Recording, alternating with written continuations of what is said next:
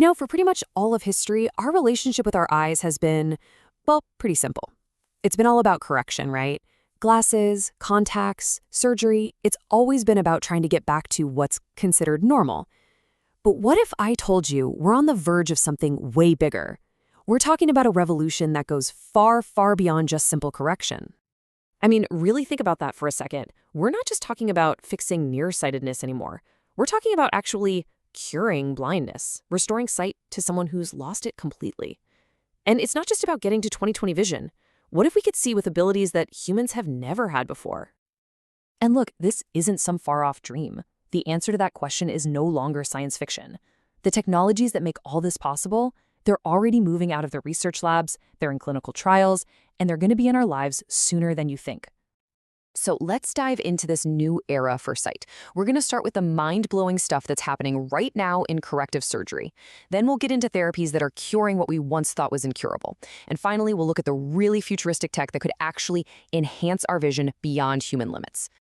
All right, first up, let's talk about perfecting what we already do pretty well, things like corrective surgery.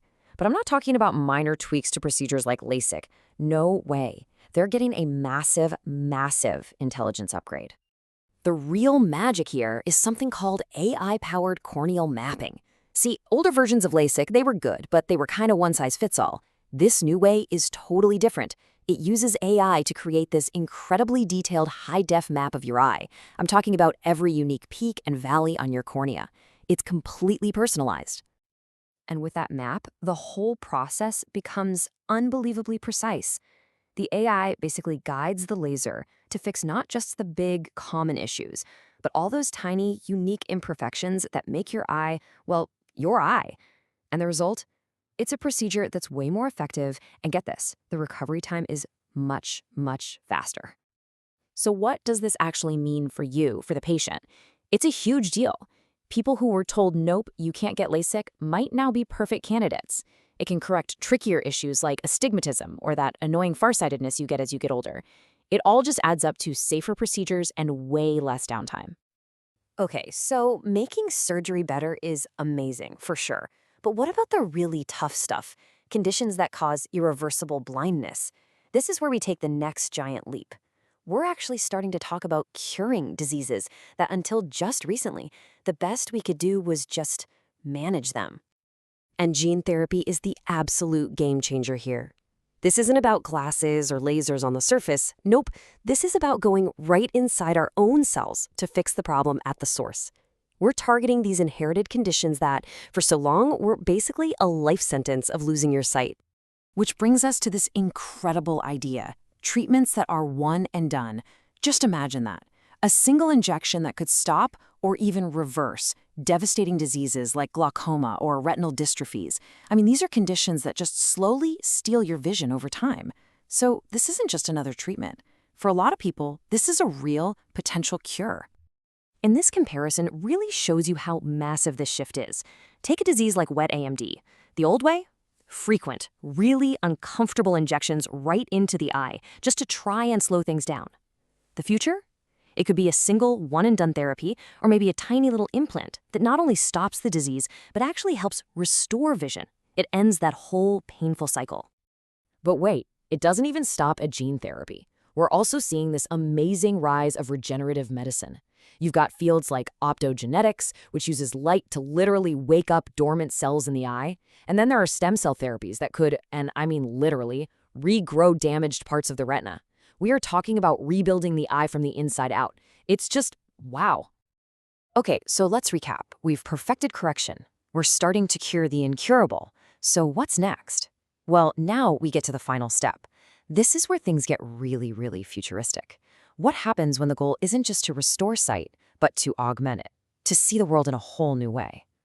We are absolutely entering a brand new territory here, where the line between correction and augmentation is just blurring away.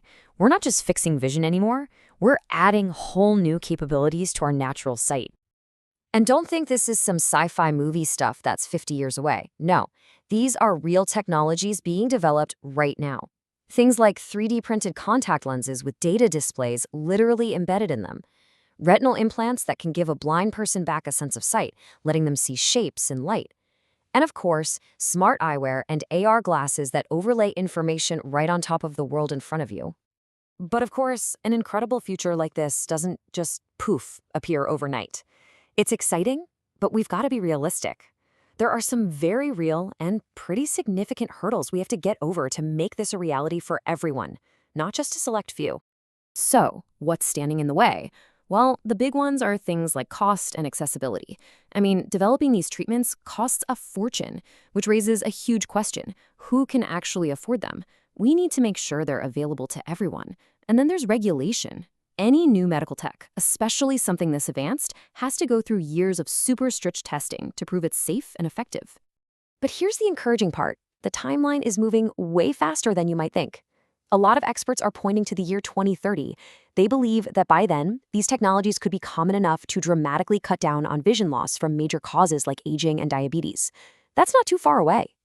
And that really brings us full circle. The whole goal is clear now. The entire trajectory of eye care has shifted.